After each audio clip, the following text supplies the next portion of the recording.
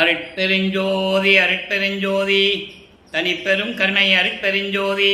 எல்லா உயிர்களும் இன்புற்று வாழ்க, வள்ளல் மலரடி வாழ்க வாழ்க, கொல்லா விரதம் குவளை எல்லாம் ஓங்குக, நல்லோர் நினைத்த நலம் பெறுக, நன்றி நினைத்த எல்லோரும் வாழ்க இசைந்து. உலக மக்களே, அறிவான அன்பர்களே, ஆண்மநேய ஒருமைப்பாடுடைய அன்பர்களே, அருட்பெருஞ்சோதி ஆண்டவருடைய திருவிளையாடலை பார்த்து கொண்டிருக்கிறோம். இந்த பிரபஞ்சம் தோன்றிய காலத்திலிருந்தே ஆதியும் அந்தமெல்லாம் தோன்றிய அருட்பெருஞ்சோதி சுயமாக தோன்றிய இறைவன். அவருடைய திருவிளையாடல்கள் எவ்வளவோ நடந்து கொண்டிருந்தன இந்த பிரபஞ்சத்தில். கிரேதயுகம், திரேதயுகம், துவார யுகம், கலியுகம். கலியுகத்தினுடைய கடைசி திருவிளையாடல் 1823ஆம் ஆண்டு தொடங்கி 30/1/1874 இரவு 12 மணி வரையிலும் இறைவனுடைய திருவிளையாடல் தொடர்கிறது. கிட்டத்தட்ட ஏறத்தாழ 51 ஆண்டுகள் அருட்பெருஞ்சோதி ஆண்டவருடைய திருவிளையாடல் எப்படி நடந்தது என்பதையும், தன்னுடைய மகனை ஒரு தாயின் வழியாக இந்த மண்ணுலைக்கு வருவிக்க செய்து எப்படியெல்லாம் திருவிளையாடல் செய்தார் என்பதையும், தன் மகனுக்கு ஒவ்வொரு 8 ஆண்டுகளிலும் 51 ஆண்டுகளை 8 பிரித்து ஒவ்வொரு 8 ஆண்டுகளிலும் எப்படியெல்லாம் தன் மகனுக்கு அருளை கொடுத்தார் என்பதையும் திருவெட்பாவில் ஒவ்வொரு திருமுறையிலும் ஒவ்வொரு பதிகத்தில் இருக்கின்ற பாடலின் மூலமாக நாம் பார்த்து கொண்டிருக்கிறோம். அந்த வகையில் இன்று நாம் பார்க்க வேண்டிய பாடல் 1ஆம் திருமுறை பதிகம் 6 திருவருள் முறையீடு. திருவருள் முறையீடு மொத்தம் 232 பாடல்களை கொண்டது. ஒவ்வொரு பாடலிலும் இறைவனை எப்படி முறையீடு செய்து அருளை பெற்றுக் கொள்கிறார் என்பதையும், ஒவ்வொரு காலகட்டத்திலும் இறைவனுடைய திருவிளையாடல் எப்படி நடந்தது என்பதையும் உள்ளதை உள்ளபடி திருவெட்பாவிலே நாம் பார்த்து கொண்டிருக்கிறோம். வல்லப்பெருமானவர்கள் ஒரு தாயின் வழியாக இந்த மண்ணுலைக்கை வருவிக்க உற்று, அருட்பெருஞ்சோதி ஆண்டவரால் வருவிக்க உற்று 8 ஆண்டுகள் வரையிலும் தான் யார் என்ற தெரியாத நிலையில் இருந்து கொண்டிருக்கிறார்கள். 9ஆவது ஆண்டு தொடங்கிய பிறகு, வருவிக்க உற்று 9ஆவது ஆண்டு தொடங்கிய பிறகு நமது பிள்ளை பெருமானவர்கள் தான் யார் என்ற நிலையை தெரிந்து கொள்ளுகிறார். அங்கே இறைவனுடைய திருவிளையாடல் நடக்கிறது. 9ஆவது ஆண்டிலே அருட்பெருஞ்சாண்டவர் அவர் முன் தோன்றி, மகனே, நீ என்னால் வருவிக்க உற்றவன் என்ற நிலையை மட்டும் அவருக்கு அறிவித்து விட்டு மறைந்து விடுகிறார்.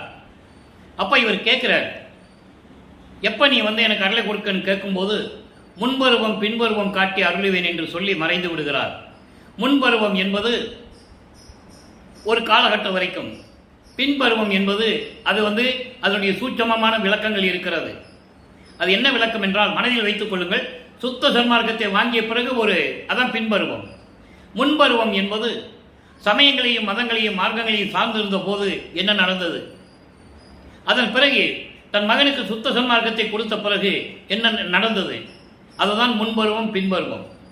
வல்லப்பெருமானவர்கள் அருட்பெருஞ்சோதி ஆண்டவரால் வருவிக்க முன்னால் என்ன நிலையில் இருந்தார் என்பதை திருவெட்பாவிலே நாம் பார்த்திருக்கிறோம்.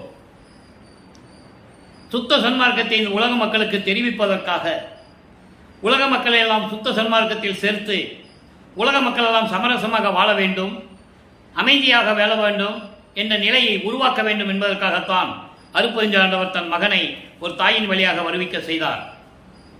இந்த நிலைகள் தொடர்ந்து கொண்டிருக்கும் போது, சமயங்களும் மதங்களும் மார்க்கங்களும் சூழ்ந்திருந்த காலகட்டங்களில் நமது பிள்ளை பெருமானவர்கள் அவருடைய மனநிலை எப்படி இருந்தது, அவருக்கு என்ன நிலையில் இருக்கும்போது இறைவன் அருளை கொடுத்தார் என்பதை பார்க்க போகிறோம்.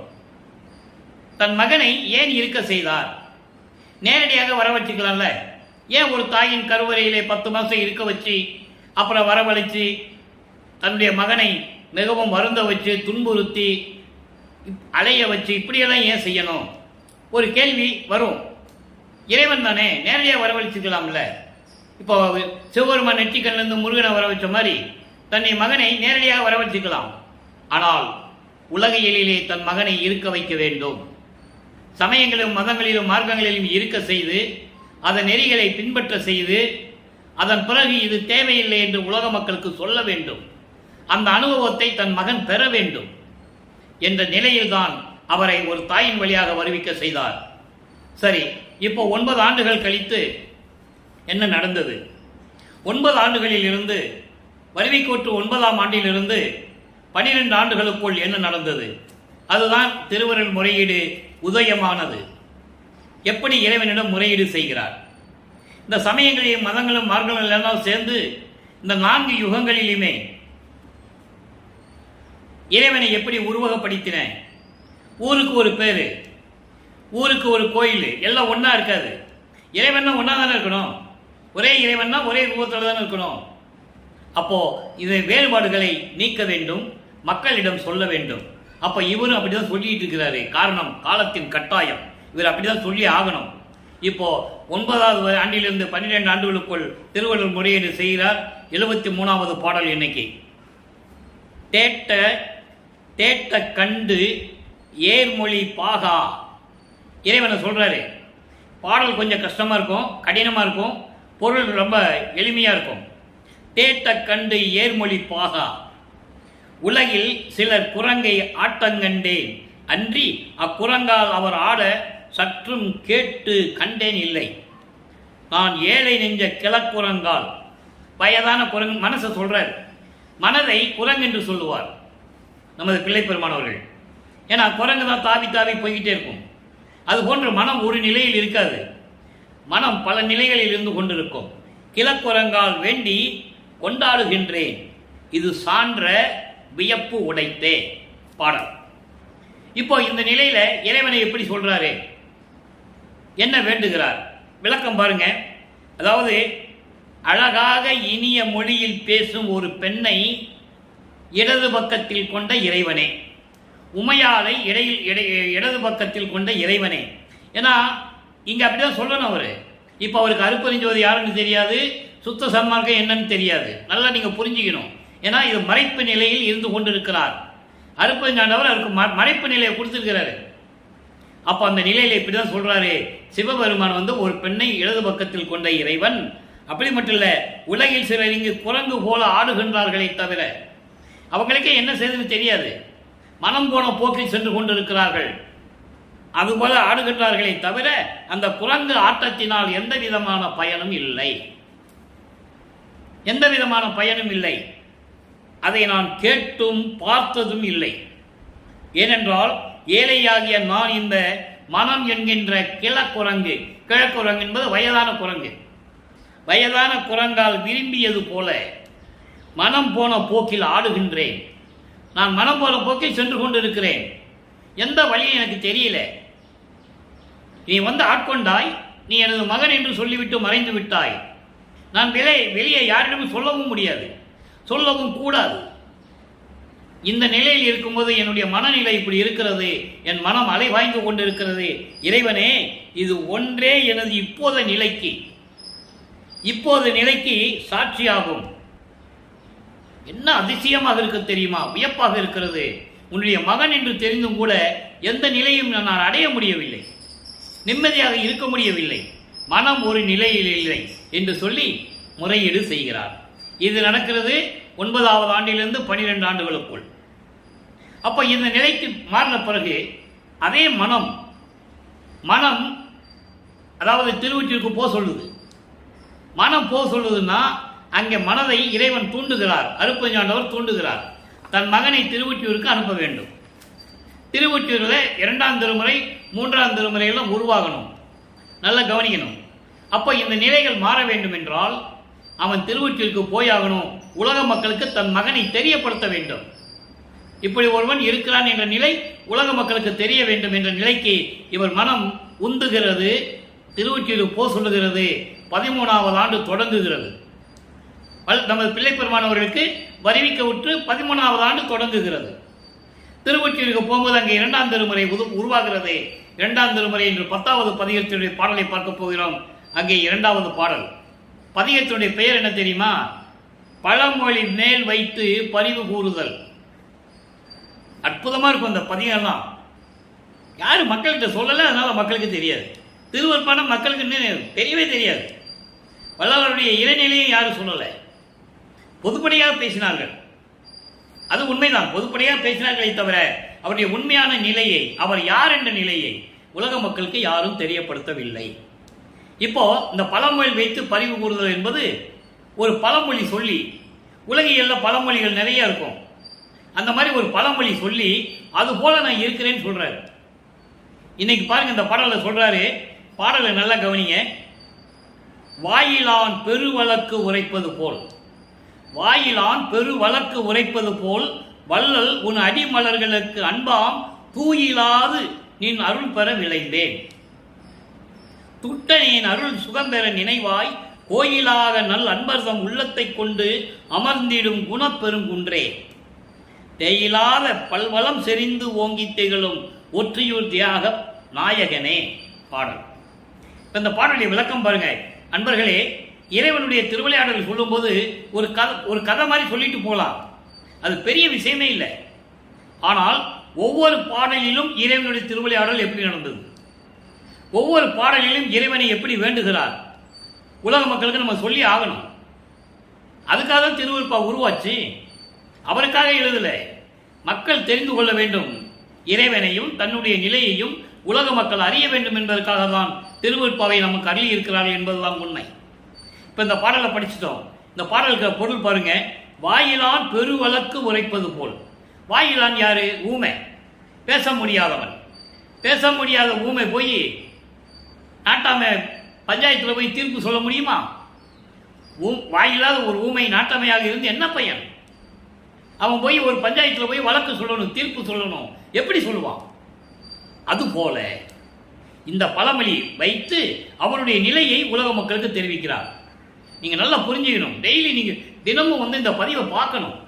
நான் எனக்காக சொல்லலை, நீங்கள் தெரிஞ்சுக்கணும். இப்படியெல்லாம் நடந்திருக்கு. 202 ஆண்டுகளுக்கு முன்னால் வல்லற்பமான வடிவுக்கு ஒற்று 202 ஆண்டுகள் ஆயிடுச்சு.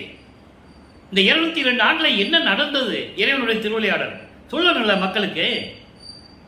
அதனால தான் உங்களுக்கு ஒரு பாடலை சொல்லி அந்த பாடலுக்கு விளக்கத்தை சொல்லிட்டு இருக்கேன். இப்போ இந்த பெரிய ஊமை ஒரு பேசி தீர்ப்பு சொல்ல முடியாது, ஒரு வழக்குக்கு ஒரு பஞ்சாயத்தில் போய் தீர்ப்பு சொல்ல முடியாது. அதுபோல இறைவா உன் அடிமலர்களுக்கு அன்பாம் தூயிலாது நீ அருள் பெற விளைந்தேன். உன்னுடைய திருவடிகள் மேல் நான் அன்பே செலுத்தவில்லை, இப்போ எப்படி உன்னுடைய அருளை நான் பெற முடியும்? புரியுதுல்ல உங்களுக்கு? இப்போ ஊமை தீர்ப்பு சொல்ல முடியாது, பேச முடியாது. அதுபோல உன் மேல் அன்பு இல்லாமல் பக்தி இல்லாமல் உன் திருவடிகளை வணங்காமல் நான் எப்படி அருளை பெற முடியும்? எதுவுமே செய்யாம உங்ககிட்ட இருந்து அருள் பெற நான் நினைச்சேன். துட்டனின் அருள் சுகம் பெற நினைவாய். இந்த கிருஷ்ணனுக்கு அருளை கொடுக்க வேண்டும் என்று நீ நினைக்க வேண்டும். ஏனென்றால் உன்னால் நான் வருவிக்க உற்றவன், வெளியே சொல்லவும் முடியல. என்னை பார்த்து எல்லாம் ஏளனமா பேசுறாங்க. இப்படி ஒரு நிலை நமக்கு கிடைச்சா எப்படி இருக்கும்? நம்ம போய் வாய் தடவி சொல்லிடுவோம், ஓ என்னையா பேசிட்டு இருக்கீங்க, நான் இறைவனுடைய மகன், நான் இறைவனால் வருவிக்கட்டும்னு நம்ம சொல்லிடுவோம். ஆனால் அவர் சொல்ல முடியாது, சொல்லவும் கூடாது. அந்த நிலையில் இருக்கும்போது சொல்றாரு, இப்படிப்பட்ட நிலையில் இருந்து கொண்டிருக்கிறேன், விரைவில் எனக்கு அருளை கொடுக்க வேண்டும் என்று சொல்லுகிறார். அடுத்து பாருங்க, கோயிலாக நல் அன்பர்தம் உள்ளத்தை கொண்டு அமர்ந்திடும் குணப்பெருங்குன்றே. இப்போ இவர் வருவிக்கப்பட்ட நிலை தெரிந்த பிறகு அவருக்கு அறிவு ஞானம் கிடைத்து விட்டது. நல்லா நீங்க புரிஞ்சுக்கணும். ஞானம் கிடைத்ததை தவிர மெஞ்ஞானம் இன்னும் கிடைக்கல. அப்போ அவருக்கு சுத்த சன்மார்க்கம் தெரியாது. அருப்பஞானவர் பேரை சொல்ல மாட்டாரு. இதை நீங்க மனசுல நல்லா வச்சுக்கணும். போக போக நம்ம அடுத்த திருமுறையில் என்ன நடக்குது, கடைசியில் எப்படி சொல்றாருன்றதை நீங்க அப்பதான் உங்களுக்கு புரியும். இப்ப எதுவுமே சொல்ல மாட்டார், அவருக்கு தெரியாது. ஏன்னா இறைவனுடைய திருவிளையாடல் மறைப்பு நிலையில் இருக்கு. இப்போ சொல்றாரு, அடியார்களுடைய உள்ளத்துல அடியார்கள் உள்ளம்தான் கோயிலாக நினைச்சு கொண்டு அங்கே இருக்கிற அப்படின்னு சொல்ற. அன்பர்களின் உள்ளத்தில் கோயிலாக கொண்டு அமர்ந்திருக்கக்கூடிய இறைவனே குணக்குன்றே. இறைவனுக்கு 8 குணம் உண்டு. தன்மையத்தனாதல், தூய உடம்பினாதல், இயற்கை உணர்வினாதல், முற்றிலும் உணர்தல், இயற்கையாகவே பாசங்களை நீக்குதல், முடிவில் ஆற்றல் உடைமை, பேரறிவில் இன்பம் உடைமை, வரம்பில் இன்பம் உடைமை. இப்படி 8 குணங்கள் உண்டு. அதான் குணப்பெருங்குன்றேன்னு சொல்றாரு. இதை தான் இக்காலத்தில் இந்த 8 வடிவங்களை கொண்டுதான் சத்தியஞான சபையை நிறுவியது. நம்ம பாடலில் பார்க்க போறோம். நல்ல மனசில் வச்சுக்கோங்க. அப்படி தேயிலா பல்வளம் செறிந்து ஓங்கும் திகழும் ஒற்றியூர் தியாக பெருமானே. தேயிலா என்பது எந்த விதமான குறைபாடு இல்லாமல் செல்வ செழிப்புடன் நீர்நிலைகளுடன் திகழ்ந்து கொண்டிருக்கின்ற திருவொற்றியூரில் விளங்கி கொண்டிருக்கின்ற தியாக பெருமானே, தியாகராஜர் நாயகனே, விரைவில் எனக்கு அருள்வாயாக என்று சொல்லி முறையீடு செய்கிறார். முதல்ல திருவருள் முறையீடுல 9வது ஆண்டிலிருந்து 12 ஆண்டுகளுக்குள் அவர் விண்ணப்பம் வைக்கிறார், முறையீடு செய்கிறார். இப்போ திருவொற்றியூருக்கு போறாரு. மனம் போக சொல்லுது, போறாரு. இது தூண்டுதலை அருட்பெருஞ்சாண்டவர் தூண்டி விடுகிறார்.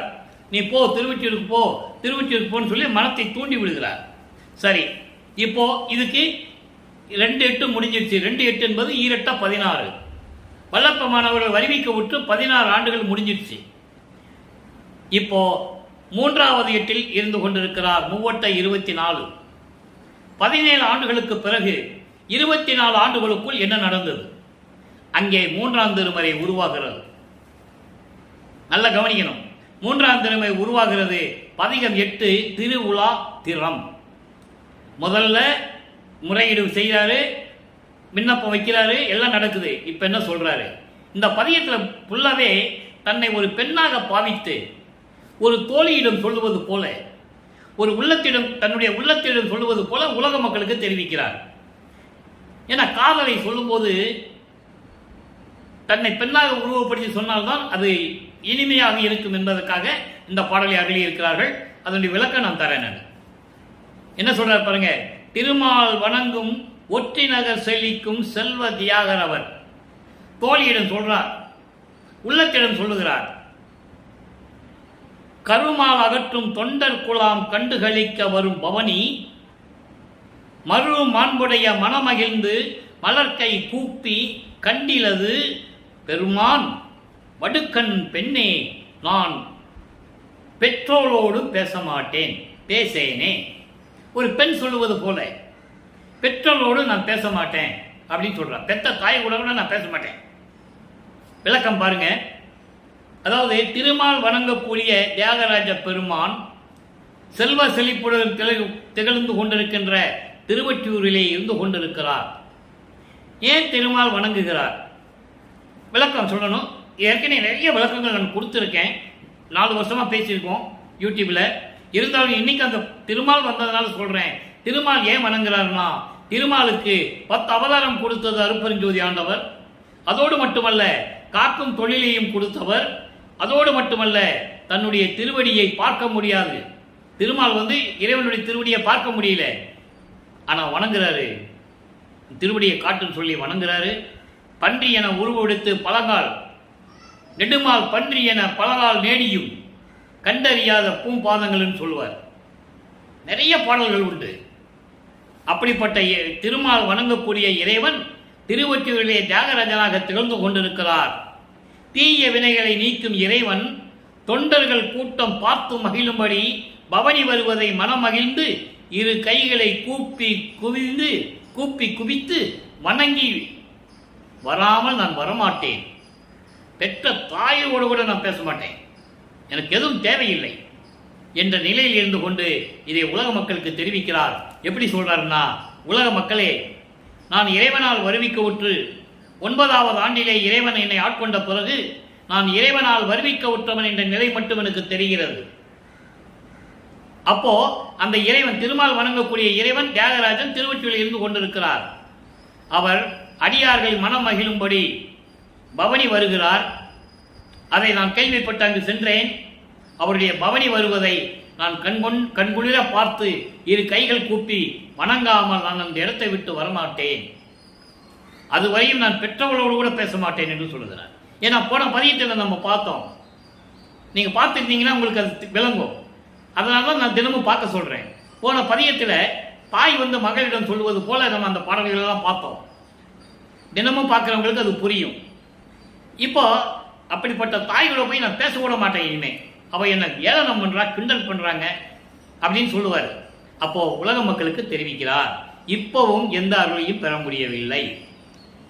ஆக வல்லற்பமானவர்கள் வருவிக்க உற்று 24 ஆண்டுகள் வரையிலும் இந்த போராட்டம் தொடர்கிறது. அதே நேரத்தில் அருட்பெருஞ்சோதி ஆண்டவருடைய திருவிளையாடலும் தொடர்கிறது. அப்படி கிணத்துல கல் போட்ட மாதிரி சொல்லுவாங்கல்ல, உலகியல்ல கம்முன்னு இருக்குது. இவருக்கும் ஒன்றும் புரியல, அவரும் எந்த அருளையும் கொடுக்கல. இப்போ வல்லப்பமானவர்கள் 4வது எட்டில் இருந்து கொண்டிருக்கிறார். 4×8 32. 25வது ஆண்டிலிருந்து 32 ஆண்டுகளுக்குள் என்ன நடந்தது? அந்த 8 ஆண்டுகள்ல என்ன நடந்தது? வருவிக்க விட்டு 24 வருஷம் வரைக்கும் ஒண்ணுமே நடக்கல. இறைவன் அருளையே கொடுக்கல. ஏன் கொடுக்கல? இன்னும் பக்குவப்பட வேண்டும். இம்மகன் அவனை அறியாமலேயே சரியை கிரிய யோகம் 12 நிலைகளை கடக்க வேண்டும். சரியை என்பது உருவ வழிபாடு, கிரியை என்பது அந்த உருவத்திற்கு வேள்வி வளர்த்து மந்திரங்களை சொல்லி வழிபடுவது, யோக நிலையில் இருந்து கொண்டு வழிபடுவது. இந்த முன்னாங்கு 12 ஒவ்வொன்றில் 4 நிலைகள் இருக்கு. இந்த முன்னாங்கு 12 நிலைகளும் சமயங்களையும் மதங்களையும் மார்க்கங்களையும் சார்ந்தது. அதுக்கப்புறம் தான் ஞான சரியை, ஞான கிரியை, ஞானத்தில் யோகம், ஞானத்தில் ஞானம். ஞான சரியை வரும்போது தான் சுத்த சன்மார்க்கத்தை கிடைக்குது. அப்போதான் மரணமில்லா பெருவாழ் விழுந்து உள்ள போறாரு. அதை நம்ம இப்போ பார்க்க போறோம். நீங்க நல்லா கவனிச்சுக்கங்க. இப்போ 12 நிலைகளை கடக்கணும், அது அவருக்கே தெரியாது. அந்த நிலையில் இருந்து கொண்டு அருட்பெருஞ்சாண்டவர் தன் மகனை கடத்தி கொண்டு சென்று கொண்டிருக்கிறார் என்பதை இங்கே நான் பதிவு செய்ய கடமைப்பட்டிருக்கிறேன். அப்போ 4ஆம் திருமுறை உருவாகும் போது வல்லப்பெருமானவர்களுக்கு 25வது ஆண்டு தொடங்கிவிட்டது. 25வது ஆண்டு தொடங்கின பிறகு நான் ஏற்கனவே கூறியிருக்கேன், வல்லப்பெருமானுக்கு வயது இல்லை. அவர் ஒவ்வொரு யுகத்திலும் இருந்தவர், இறைவனுடைய மகனாக திகழ்ந்து கொண்டிருக்கிறவர், அருள் வல்லமை பெற்றவர். சுத்தசனமாக சொல்றதுக்காக ஒரு மானிட பிறவியா ஒரு தாயின் வழியாக அருட்பெருஞ்சாண்டவர் அனுப்புறாரு, அவ்வளவுதான். அதை மட்டும் தான் நீங்க நினைச்சுக்கணும். அப்போ 25வது ஆண்டிலிருந்து என்ன நடந்தது சொல்லும்போது 27வது ஆண்டில் தனக்கோடி அம்மையாருக்கு திருமாங்கல்யம் பூட்டி தாலி கட்டி அந்த அம்மாவுக்கு மோட்ச வீட்டை காட்டி விமோசனத்தை காட்டியது. அதோட அந்த நிகழ்வு முடிந்து விட்டது. அது ஒரு திருவிளையாடல் முடிஞ்சிடுச்சு. அப்போ அங்கே திருமணத்தின் போது எல்லாருமே வந்து வாழ்த்துறாங்க. பிரம்மன், திருமால், ருத்திரெல்லாம் வந்து வாழ்த்துறாங்க. அப்போ அவருக்கு அந்த நிலை கிடைக்குது. அப்போ வல்லப்பெருமானவர்களுக்கு 4வது எட்டில் இருக்கும்போது, அதாவது 32 ஆண்டுகளுக்கு மேல் சுத்த சன்மார்க்கம் என்று ஒரு மார்க்கம் இருக்கிறது, அதை நம்ம அப்பா கையில வச்சிட்டு இருக்கிறார் என்ற நிலை அவருக்கு தெரியும். அப்போ அருட்பெருஞ்சாண்டவர் அவர் தான் நமக்கு அப்பான்னு தெரியும். இதுவரைக்கும் சிவபெருமானு, தியாகராஜ பெருமானு பல பெயர்களை சொல்லிக்கிட்டு இருப்பாரு. மாசிலாமணி, பிச்சையாண்டி, என்னென்னமோ பெயர்லாம் சொல்லுவாரு. நடராஜன் கூட சொல்லுவாரு. அதெல்லாம் சைவ சமய தலைவர்களுடைய பெயர். இனிமே அந்த பெயரே இங்க வராது. ஏன் இதை ஒவ்வொரு பாடல் மூலமா உங்களுக்கு சொல்லிட்டு இருக்கிறேன்னா, அவருடைய நிலை எப்படி மாறுகிறதுன்னு உங்களுக்கு தெரியணும். ஏன்னா 202 வருஷமாவே அவரை பத்தி பேசும்போது அவர் இப்படிதான் இருந்தாரு, நீ அப்படிதான் வரணும், இப்படிதான் சொல்லிட்டு இருக்காங்க. அந்த நிலை மாற வேண்டும். மக்களை தவறான திசையில் சொல்லிக் கொண்டிருக்கிறார்கள், வழி நடத்தி கொண்டிருக்கிறார்கள். சுத்த சன்மார்க்கம் என்பது எதையும் சாதாரண மார்க்கம். அங்க இருந்துதான் வரணும் அவசியம் இல்லை. அவர் ஏன் இருந்தாருன்னா உலக மக்களுக்கு தெரிவிக்கணும், நான் இருந்தேன், பார்த்துட்டேன், அதுல ஒண்ணுமே இல்லை, எங்க அப்பா சொல்லிட்டாரு, வேண்டான்னு சொல்லிட்டாருல, அப்புறம் அதை விட்டுட்டு வரணும். அதான் சுத்த சன்மார்க்கம். அதனாலதான் சுத்த சன்மார்க்கம் இன்னும் விளங்கல, மக்கள்கிட்ட போய் சேரல. சுத்த சன்மார்க்கம் என்பது தனி கோட்பாடு, தனி நெறி, பெருநெறி, அருள் நெறி. அதை நீங்க புரிஞ்சுக்கிறதுக்காக தான் இந்த விளக்கம் இப்ப வருது. இப்ப 4ஆம் திருமுறையில என்ன சொல்றாரு சொல்லணும்ல. அப்ப அவங்க அப்பா வந்து எப்படி வந்தாரு, எப்படி அருளை கொடுத்தாருன்னு சொல்லணும். அன்பு மாலை 29வது பாடல். மன்னிய பொன்னம்பலத்தை ஆனந்த நடம் செய்யும் மாமணியே, என் இரு கண் வயங்கும் ஒளிமணியே. நல்லா கவனிக்கணும், ஒளிமணியன்னு தான் சொல்லுவாரு, அருட்பெருஞ்சோதி சொல்ல மாட்டார். ஏன்னா அப்ப அவர் சொல்லக்கூடாது, அவர் தந்தையினுடைய கட்டளை. சுத்த சன்மார்க்கத்தை பெற்ற பிறகுதான் அருட்பெருஞ்சோதி சொல்லணும். நல்லா புரிஞ்சுக்கணும் நீங்க. திருவள்ளுவ வந்து அவ்வளவு அற்புதமான திருவிளையாடலுங்க, இறைவனுடைய திருவிளையாடல். யாரும் மக்கள்கிட்ட கொண்டு சேர்க்கல. அதான் இந்த வள்ளலார் ஒளியன் உங்களுக்கு நான் சொல்லிட்டு இருக்கேன்.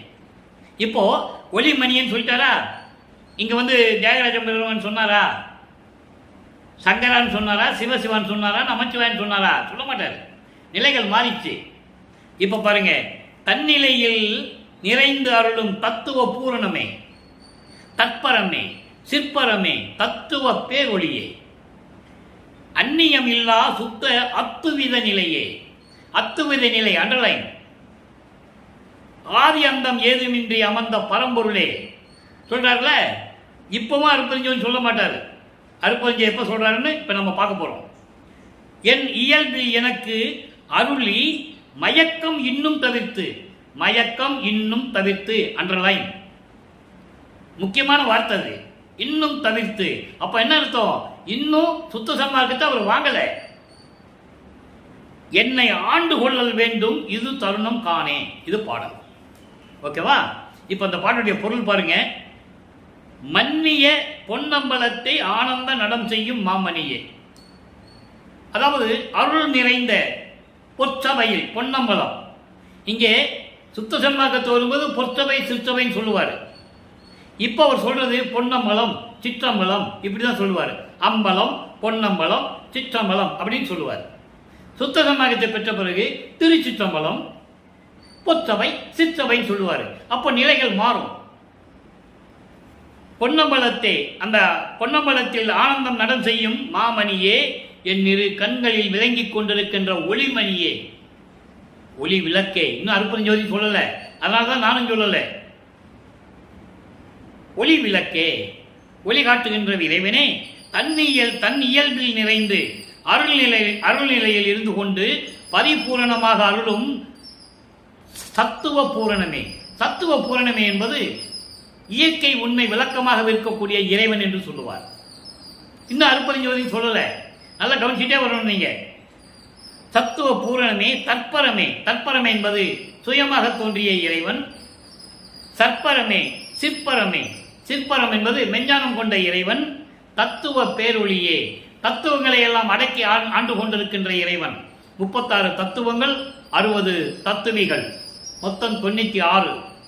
இவற்றையெல்லாம் அடக்கி ஆண்டு கொண்டிருக்கின்ற இறைவனே, அந்நியமில்லா சுத்த அத்துவித நிலையே, முரண்பாடு இல்லாத வேறுபாடு இல்லாத சுத்த நிலையில் ஒன்றாய் இருக்கக்கூடிய இறைவனே. அத்துவிதம் என்பது ஒன்றல்ல இரண்டல்ல, ஒன்றே ஒன்று. அதான் அத்துவிதம். அத்துவிதம் என்பது ஒன்று, ஏகம் என்று சொல்லுவார் சில இடங்களிலே. அதை நீங்க அகவலில் படிச்ச கூட தெரிஞ்சுக்கலாம். ஒன்றல்ல இரண்டல்ல, ஒன்றினில் இரண்டல்ல, ஒன்றினும் ஒன்றல்ல, ஒன்றினும் ஒன்றே. அதான் இங்க அத்துவிதம் சொல்ற. நல்லா புரிஞ்சுக்கணும் நீங்க. அத்துவித நிலையே, ஆதி அந்தமும் இல்லாமல் தோன்றிய இறைவனே, பரம்பொருளே. பரம்பொருளே, என் இயல்பில் எனக்கு அருளி. அதாவது மகன் என்ற நிலையில், என் இயல்பில் என்பது மகன் என்ற அளவில், என் அளவில் என்பது மகன் என்ற நிலையில் இருந்து கொண்டு எனக்கு அருளி மயக்கம் இன்னும் தவிர்த்தே. அப்ப இதுக்கு முன்னால் அருளை கொடுத்திருக்கிறாரு. இன்னும் மயக்கம் தவிர்த்தே, இன்னும் மிச்சம் மீதி ஏதாவது இருந்தா, தொட்ட குறை விட்ட குறை இருந்தா அதையை நீக்கி என்னை ஆண்டு கொள்ளல் வேண்டும். இது தருணம் காணே. இதுதான் நல்ல நேரம், பார்த்துக்கோ. சீக்கிரம் வந்து எனக்கு அருளை கொடுத்துருப்பா சாமி. நான் பட்ட பாடலாம் போதும் சாமி, இனிமேல் பட முடியாது அப்படின்னு சொல்ற. இப்போ 4 திருமுறை முடிந்தது. 4 திருமுறை முடிந்தது என்பதை விட வல்லப்பமானவர்கள் வருவிக்க விட்டு 32 ஆண்டுகள் முடிந்து விட்டது. இப்போ 33வது ஆண்டு தொடங்குகிறது. இந்த 33வது ஆண்டிலிருந்து 42 ஆண்டுகளுக்குள் என்ன நடந்தது உலக மக்களுக்கு சொல்லணும். 32 ஆண்டுகளுக்கு முன்னால ஏமசித்தி எல்லாம் வாங்கிட்டார். அதை நம்ம ஏற்கனவே பார்த்துட்டோம். ஏற்கனவே அந்த பதிவெல்லாம் நம்ம பார்த்துட்டோம். இப்போ சுத்த சன்மார்க்கத்தை பெற்ற பிறகு என்னென்ன வாங்கணும்? தத்துவங்களை கடந்து போகணும். அந்தங்களை 6 அந்தங்களை கடந்து போகணும். சாகா கல்வியை கற்றுக்கணும். அப்பங்கிட்ட இருந்து கற்றுக்கணும். அதுக்கப்புறம் கடவுள் நிலை அறிந்து அம்மையமாகணும். இவ்வளவு நிலைகள் இருக்கு, ஒழுக்கங்கள் இருக்கு. இந்திரிய ஒழுக்கம், கர்ண ஒழுக்கம், ஜீவ ஒழுக்கம், ஆன்ம ஒழுக்கம். அது அவர் ஏற்கனவே கடந்து வந்துட்டு இருக்கிறார். காமம், குரோதம், லோபம், மோகம், மதம், ஆச்சரியம், இந்த பிண்ட துரிசிகளையும் கடக்கணும். அதை கடந்து வந்துட்டு இருக்காரு. அது நம்ம ஒவ்வொரு பாடலையும் நம்ம பார்த்துட்டோம். அதையும் கடந்து வந்துட்டு இருக்கிறார். ஆக இப்போ சுத்த சன்மார்க்கத்தை பெற்ற பிறகு பிள்ளை பெரு விண்ணப்பம். இறைவனுடைய பிள்ளை செல்வப்பிள்ளை. அவர் பேரு அருப்பஞாண்டவர் தன் மகனுக்கிட்ட பெயர் செல்வப்பிள்ளை. இங்கே மக்களால் இட்ட பெயர், மக்களால் என்பதை விட கூட இருந்தவங்க அவங்கெல்லாம் சேர்ந்து திரு அருப்பிரகாச வள்ளலார்னு பேர் வச்சுட்டாங்க. அது இன்னைக்கு நிலைக்குது. இருக்கட்டும், தவறில்லை. ஆனால் அவர் பெயர் செல்வப்பிள்ளை. அவருடைய தந்தை அருப்பஞ்சாண்டவர் வைத்த பேர் செல்வப்பிள்ளை. அதனால்தான் நான் கூடுமான வரைக்கும் நான் பிள்ளை பெருமான் என்று தான் கூறுவேன். ஆக அப்படிப்பட்ட பிள்ளை பெருமான் அவர்கள் விண்ணப்பம் வைக்கிறார் அவங்க அப்பா கிட்ட. 121வது பாடல் அந்த பதிகத்தில், பதிகம் 20, பிள்ளை பெரு விண்ணப்பம் 121. நல்லா கவனிக்கணும். இங்கே இறைவனுடைய திருவிளையாடல் எப்படி நடந்ததுன்ற ஒவ்வொரு வரியிலையும் சொல்லுவார். அவருடைய நிலையையும் ஒவ்வொரு வரியிலும் சொல்லுவார். 9 வரைக்கும் விட்டு 9 ஆண்டுகள் வரைக்கும் தான் யார் என்று தெரியாத நிலையில் இருந்து கொண்டு 9வது ஆண்டிலே இறைவன் வந்து ஆட்கொண்ட பிறகு என்ன நடந்தது இங்க சொல்லுவார். ஒவ்வொரு வரியிலையும் சொல்லுவார். 4 வரிதான் பாருங்க. வாட்டமோடு இருந்த சிறியன் தனது வாட்டமும் மாயை ஆதிகளின் ஈட்டமும் தவிர்க்க திருவுள்ளத்து இறங்கி என்னை ஓர் பொருள் என மதித்து என்னையும் ஒரு பொருள் என மதித்து தீட்டரும் புகழ் செய்ய திருவடி துணைகள் செலுத்திய திருச்சிலம்பு ஒளி நான் கேட்டபோது இருந்த கிளர்ச்சியும் இந்நாள் அடலை. முக்கியமான வார்த்தை இந்நாள் என்பது முக்கியமான ஒரு வார்த்தை. கிளேசமும் திருவுள்ளம் அறியும். எப்படி சொல்றாரு பாருங்க. நான் உங்ககிட்ட இருக்கும்போது எப்படி இருந்தேன். ஒரு பாடல்ல சொல்லுவாரு, ஒரு விளக்கம் தரும்போது இன்னொரு விளக்கம் வந்து கொண்டிருக்கும். அதான் திருவருட்பாவினுடைய மகிமை. நீ என்னை குழந்தையாக பெற்றெடுத்து விண்ணுலகத்திலே வைத்திருந்த போது என்னை எப்படி சீராட்ட சொன்னாய்? தங்க தொட்டிலே, வைர தொட்டிலே, முத்து அலங்கரித்த தொட்டிலே வைத்து சீராட்டி பாராட்டி வளர்க்க சொன்னாய் அல்லவா? ஆனால் என்ன நடந்தது? ஒரு தாயின் கருவறையிலே இருக்க வைத்து ஒரு செவிலித்தாயிடம் ஒப்படைத்து பாட்டு இருக்கே, யாரும் மறுக்க முடியாது, விளக்கம் இருக்கிறது. என்ன, அவள் கிழிந்த துணியிலே தொட்டில் கட்டி தாளாட்டி விட்டாள். என்னை என்னன்னு கூட பார்க்கல. நான் பட்ட துன்பம் எப்படி தெரியுமா? ஒரு இறையர்கள் பெற்ற மகன் எப்படி சொல்றாரு பாருங்க. அப்படி அந்த நிலையில் இருக்கும்போது இவர் சொல்றாரு, வாட்டமோடு இருந்த இந்த சிறியன் உன்னுடைய மகன் நான், உன்னால் வருவிக்க விட்டவன் உன்னுடைய மகன் நான் வாட்டமோடு இருந்த வாட்டமும் அந்த வாட்டமும் வேதனையும் துன்பமும் மாயை முதல், ஆதிகள் என்பது மாயை முதல், மாயை மயக்கங்கள் உலக ஆசைகள் விடயங்கள், இது சொல்லும்போது வளர்ப்பமான வருவிக்க விட்டு 33 ஆண்டுகள் ஆகிவிட்டது. நல்ல கவனிக்கணும், 33 ஆண்டுகள் ஆகிவிட்டது. அப்போ அந்த காலகட்டத்திலே சொல்லுகிறார், இப்படியெல்லாம் இருக்கும்போது அந்த மாயைகளும் மயக்கங்களும் உலக ஆசைகளும் காமமும், நல்லா கவனிக்கணும், காமத்தை நீக்க வேண்டும் என்று சொல்லி அதை ஏற்கனவே நீக்கிட்டாரு, இருந்தாலும் சொல்றாரு, இதையெல்லாம் தவிர்க்க திருவுள்ளம் இறங்கி நீ எனக்கு அருளை கொடுத்து என்னையும் ஒரு பொருள் என மதித்து, இவனும் மகன் என்று கூட பார்க்காமல் ஒரு பொருளாக நினைத்து, அப்படி நினைத்து தீட்டரும் புகழ் செய்ய திருவடி துணைகள் செலுத்திய தீட்டர், நல்லா கவனிக்கணும், அதாவது ஒப்பற்ற அருளோடு விளங்கக்கூடிய புகழோடு விளங்கக்கூடிய உனது திருவடியில் கட்டிய கால் சிலம்பு இருக்கிறதே, அந்த ஒளியை கேட்டு, அப்படின்னு என்ன அர்த்தம்? உன்னுடைய அருள் நடனத்தை பார்த்து ஆடுகின்ற சேவடிக்கை ஆளானேன், மாளாத யாக்கை பெற்றேன். ஏற்கனவே இந்த பாடல் விளக்கம் போன திருவிளையாடல நம்ம பார்த்துட்டோம். இருந்தாலும் இங்கே திருவடிகளில் வரும்போது அதை சொல்ல வேண்டிய கடமை இருக்கிறது. நீ அருள் நடனம் செய்யும் போது உனது திருவடிகளிலே கட்டிய கால் சிலம்புடைய ஒளியை கேட்டு என் மனம் இருந்த மகிழ்வும், இது எங்க நடக்குது? இதுக்கு முன்னால் நடந்தது சொல்றாரு, அங்கே திருச்சி தும்பலத்தில் நடந்தது சொல்றாரு. இங்க என்ன சொன்னாங்க? அவர் எங்கேயோ ஓடி போயிட்டாரு, காணாம போயிட்டாரு, இங்க இருப்பாரியா, 3 மாசம் எங்கேயா போயிடுவாரியா, 6 மாசம் கழிச்சு வருவாரியா, இப்படியே பேசினாங்க. அவன் இவர் என்ன சொல்றாங்க நீங்க கவனிக்கணும். அந்த சிலம்பு ஒளி கேட்டு நான் மகிழ்ந்த மகிழ்வும், அதன் பிறகு நீ மண்ணுக்கு போ சொல்லிட்ட, நான் இங்கேயும் வந்துட்டேன், நீ போ அங்க வந்து அகல தரேன்னு சொல்லிட்ட, ஆனா இன்னொன்னு வரல. தெளிவா சொல்லுவார், இந்நாள் இந்த மண்ணுலகிலே இப்போ நான் படுகின்ற துயரமும் கிளேசம் சொல்லுவார். கிளேசம் என்பது துயரம். உன் திருவுள்ளம் அறியும்.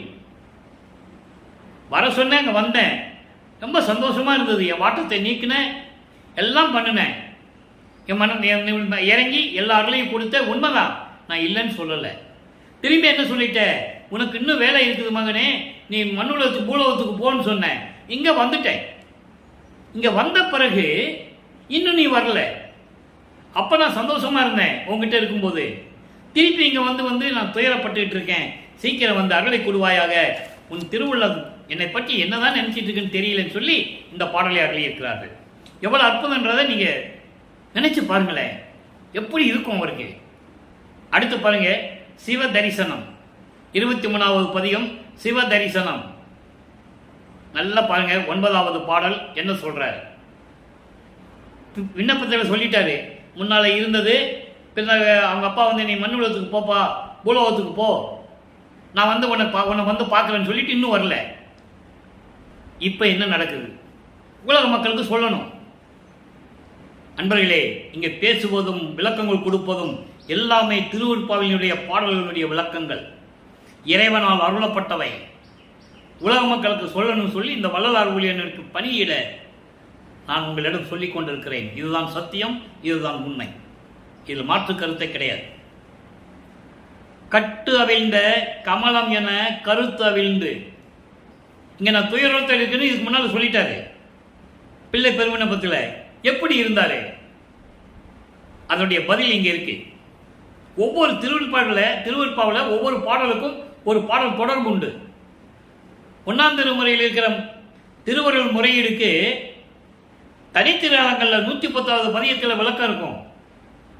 இதை மக்களுக்கு சொல்லணும். இறைவன் அருளையும் தயவையும் இல்லைன்னா இதெல்லாம் சொல்லவே முடியாது. கட்டு அவிழ்ந்த கமலம் என கருத்து அவிழ்ந்து நினையை கருதுகின்றேன், வேறு ஒன்றும் கருதுகிலே. இது நான் சிட்டருளும் திகழ்கின்ற சிவபதியே, நினது திருவுள்ளமே அறிந்தது நான் செய்தல் என்ன, நான் செப்புதல் என்ன, எல்லாம் உன்னுடைய திருவிளையாடல் சொல்றாரு. நான் என்ன சொல்றது? புவி மேல் விட்ட ஊரை தொட்ட ஊரை சொல்லிட்டார் பாருங்க. விட்ட ஊரை தொட்ட ஊரை ஏற்கனவே ஒரு விளக்க சொன்னேன். முழுவதுமா தரணும்னு சொன்னார்ல, இங்க அதை சொல்றாரு. 6ஆம் திருமுறையில் சொல்றாரு. அதை 4ஆம் திருமுறையில் அன்பு மலையில பார்த்தது 6ஆம் திருமுறையில் விளக்கம் தராரு. விட்ட ஊரை தொட்ட ஊரை இரண்டும் நிறைந்தனன், நீ விரைந்து வந்தே அருள் ஜோதி புரிந்து அருளும் தருணம். அருள் ஜோதி இங்க வந்துதான் கொடுக்கணும். அதனால தான் மகன் அங்கிருந்து போக சொல்றாரு பூலோகத்துக்கு. வள்ளற்பொம்மனை பற்றி பேசும்போது இப்படி பேச வேண்டும். இதுதான் உண்மை, இதுதான் சத்தியம். அங்கிருந்து பூலோகத்துக்கு போக சொல்லிட்டாரு. நீ போ, நான் வரேன்னு சொல்லிட்டாரு. அப்ப நான் என்ன பாக்கி வாங்கணும்? நீ சுத்த சன்மார்க்கத்தை வாங்கியாச்சு, தத்துவங்களை ஜெயிச்சாச்சு, அந்தங்களை கடந்து போயாச்சு, சரிய கிரிய யோக நிலையெல்லாம் கடந்து போயாச்சு, எல்லாம் முடிஞ்சிச்சு. நீ அருள் ஜோதியை வாங்கணும், திருச்செங்கோலாட்சியர் வாங்கணும், அப்பா வந்து இவரோட கலக்கணும், இவரோட சேர்ந்துக்கணும். இதுதான் கான்செப்ட், இதுதான் கிளைமேக்ஸ். சொல்லிட்டாருல, அருள் ஜோதி புரிந்து அருளும் தரணும். நாள் இல்லை, ஆண்டுகள் இல்லை, கடந்து போயிட்டு இருக்கு அப்படின்னு சொல்றாரு. தொட்டது நான் துணிந்து உரைத்தேன், நீ உணர்த்த உணர்ந்தே சொல்வதால் என் அறிவில் சொல்ல வல்லேன் அன்றே. அதான் விஷயம்ன்ற.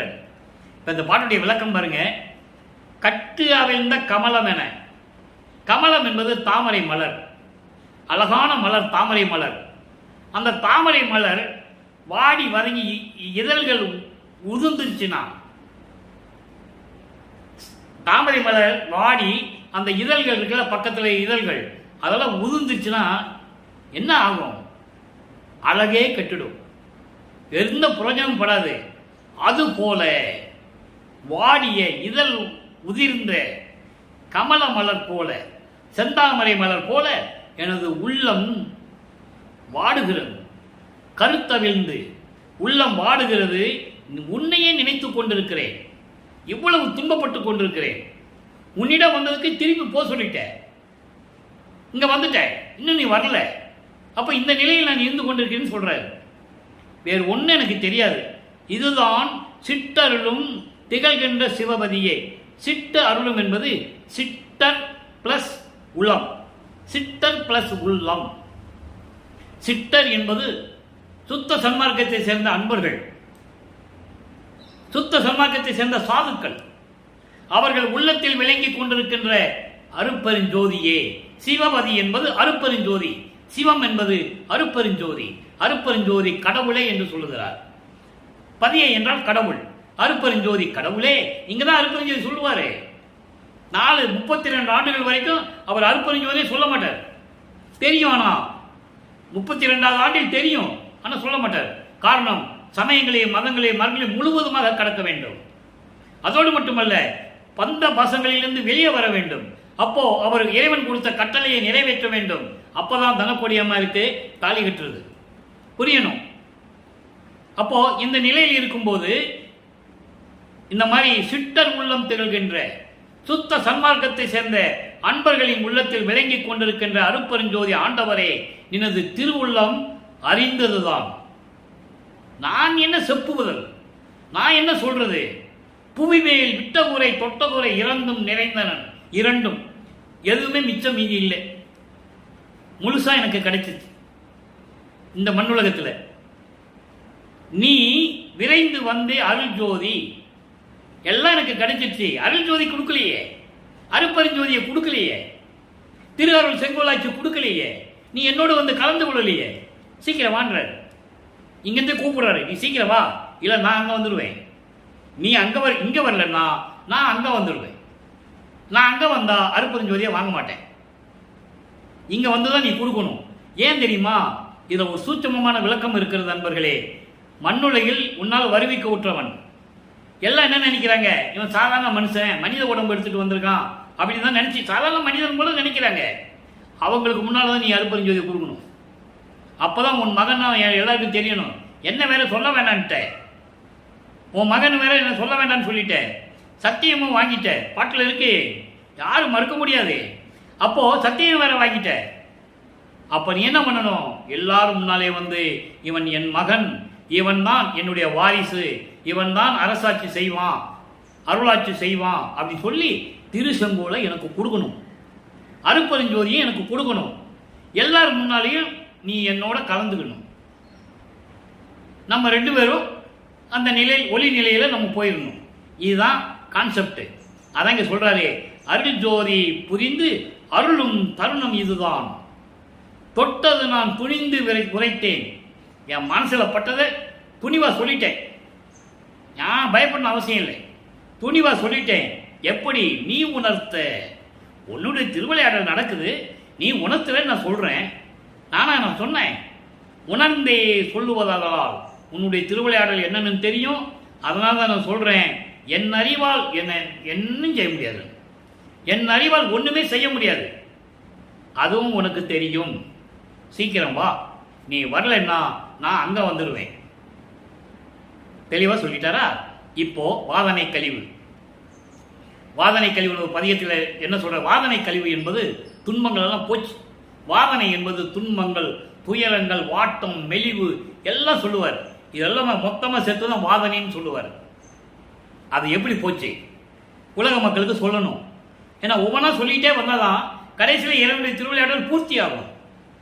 பாருங்க, நாயை கடையேன் கலக்கமெல்லாம் தவிர்த்து நினது நல்ல அருளை ஈயில் கருணை பெருங்கடலே என்னைய கெடுவது.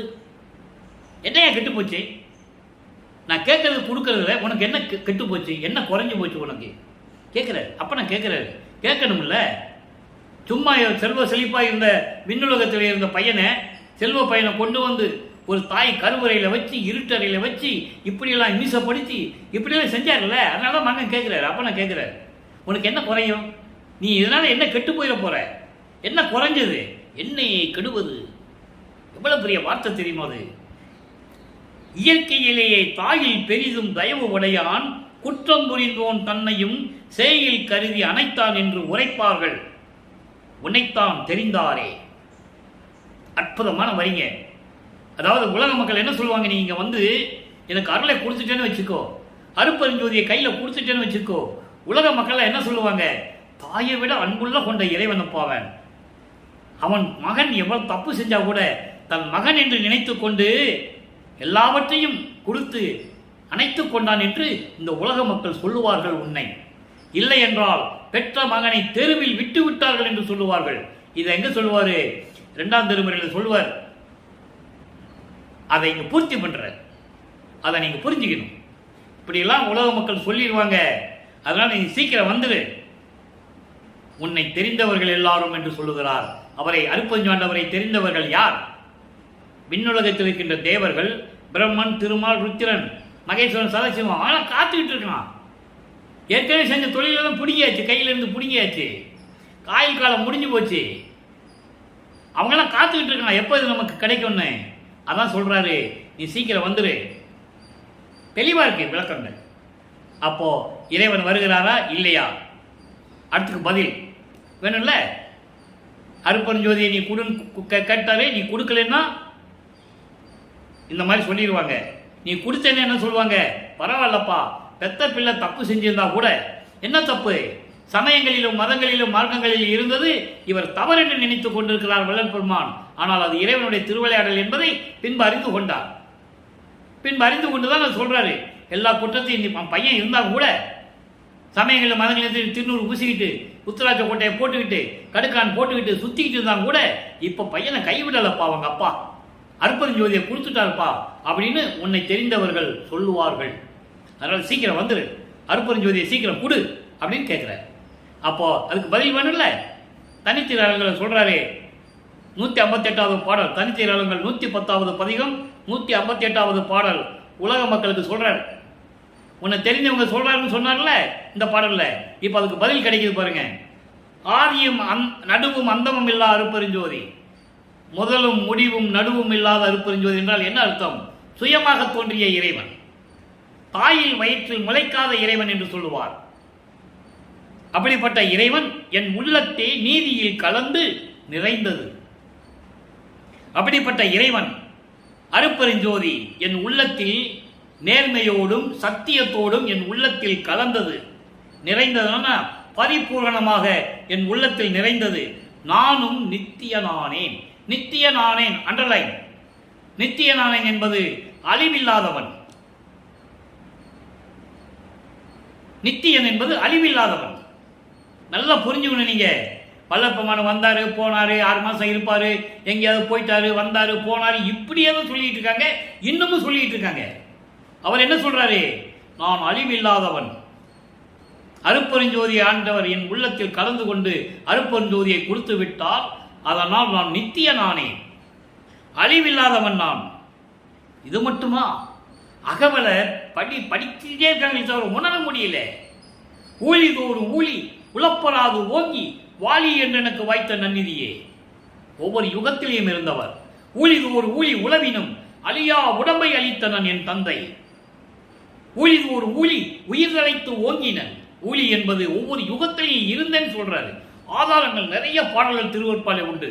அதை பேசணும். வல்லப்பமனை பற்றி பேசும்போது அதை பேசணும். அப்பதான் மக்களுக்கு தெரியும். நல்லா புரிஞ்சுக்கணும். நீங்க ஆதங்கம் இருக்கிறது எனக்கு. எப்படிப்பட்ட இறைவனை தலைமறைவாக்கி ஒன்றும் தெரியாம எல்லாமே மறைச்சு மறைச்சு மறைச்சு மக்கள்கிட்ட போய் சேராம பண்ணிட்டாங்க. அதுதான் உண்மை. யாரும் மறுக்க முடியாது. இந்த பதிவை எல்லாரும் பார்த்துட்டு தானே இருப்பாங்க.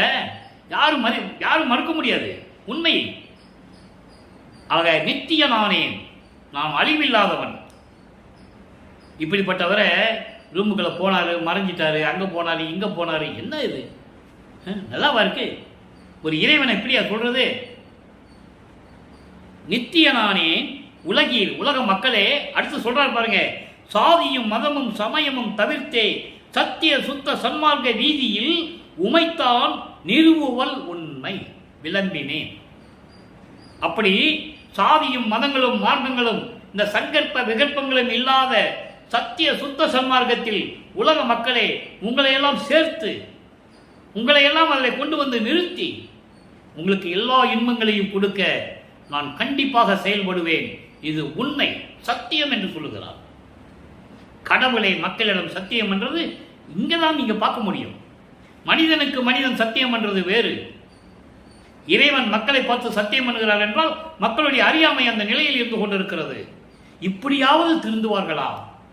இவ்வளவு சொல்லியும் திருந்தவில்லையே, இப்பயாவது திருந்துவார்களான்னு சொல்லி சத்தியம் பண்றாரு.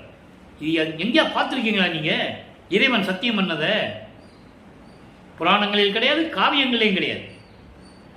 அப்படிப்பட்ட மார்க்கம் சுத்த சன்மார்க்கம். எப்படியாவது உலக மக்களை இதை சேர்த்து, சமயமும் மதமும் மார்க்கம் இல்லாத ஒரு மார்க்கத்தில் உலக மக்களை சேர்த்து இன்பமாக வாழ வைக்க வேண்டும் என்று துடித்துக் கொண்டிருக்கிறார் இறைவன். நீங்க நல்லா புரிஞ்சுக்கணும் மக்களே. உமைத்தான் நிறுவுவல் உண்மை விளைவினேன். உங்களை கண்டிப்பா நான் விடவே மாட்டேன். உங்களை நான் விடவே மாட்டேன். சுத்த சன்மார்க்கத்தில் சேர்த்து நீங்களாம் இன்பமா வாழணும், சமரசமா இருக்கணும்னு சொல்லி நான் எவ்வளவோ பாடுபட்டு இருக்கேன். உங்களை நான் விடவே மாட்டேன், சத்தியமா சொல்றேன் அப்படின்னு சொல்றாரு. வம்பிமினோ விரைந்தே வாருங்கள் மக்களே. வம்பினோ வாருங்கள், வம்பினோ வாருங்கள் மக்களே, உடனே வாருங்கள். சுத்த சன்மார்க்கத்துக்கு வாருங்கள். எதுவுமே உங்களுக்கு தடை இல்லை. நான் இருக்கிறேன், உங்களை பாதுகாப்பேன். நீங்கள் எதுக்கும் பயப்பட வேண்டாம். அதான் ஜீவகணத்தில் பயத்தை வச்சார். அது மரண பயம் அல்ல. எல்லாம் சொல்லுவாங்க அது மரண பயம் சொல்லுவாங்க. கிடையவே கிடையாது. சமயங்களில் மதங்களை விட்டு போயிட்டா அந்த சிறு தெய்வங்கள்லாம் நம்மளை ஏதாவது பண்ணிடுமோன்னு பயமா இருக்கு உங்களுக்கு மக்களே. பயப்படாத, நான் இருக்கிறேன், நான் காப்பாற்றுறேன்னு சொல்றேன். அடுத்து மெய்யர்கள் வியப்புல ஒரு பாடல். நேரம் கடந்து கொண்டிருக்கிறது. 82வது பாடல். அச்சம் தீர்த்து இங்கு என்னை ஆட்கொண்டு அருளும் அமுதனே. இங்கு என்பது இந்த மண்ணுலகில் என்னுடைய பயத்தை போக்கி, அதான் பயன்னு சொல்றாரு. நல்லா புரிஞ்சுக்கணும். சமயங்களையும் மதங்களையும் மார்களை விட்டுட்டு வந்துட்டோம்னா நமக்கு ஏதாவது ஆயிடுமோ, அந்த சிறு தெய்வங்கள்லாம் நம்மளை ஏதாவது பண்ணிடுமோ அப்படின்னு பயம் இருக்குல்ல. அந்த பயத்தை நீக்கி இந்த மண்ணுலகிலே என்னை ஆட்கொண்டு அருளும் அமுதனே, அமுதம் போன்ற இறைவனே, அடியேன் பிழைகள் அனைத்தும் பொறுத்து உள்ளமர்ந்த அமுதனே. என்னுடைய தவறுகள் என்ன தவறு? இந்த சமயங்களில் மதங்கள் இருந்ததுதான். எல்லாவற்றையும் நீக்கி என் உள்ளத்தில் அமர்ந்த அமுதம் போன்ற இறைவனே, இச்சை யாவும் முடித்து கொடுத்து, என்னுடைய செயல்கள் யாவும் எனக்கு விட்டு கொடுத்து, நான் என்னென்ன விரும்பினோ எல்லாத்தையும் கொடுத்து என் உள்ளத்தில் விளங்கும் குறவனே. குறவனே என்பது தலைவன். அப்படிப்பட்ட தலைவனே, என்றும் இரவா கல்வி அடியேற்கு இந்த குறவனே. தட்சாலி ஒரு ஆனந்த் சொன்ன மாதிரி பையில முடிஞ்சு போச்சு, க்ளோஸ் ஆயிடுச்சு கேஸ்.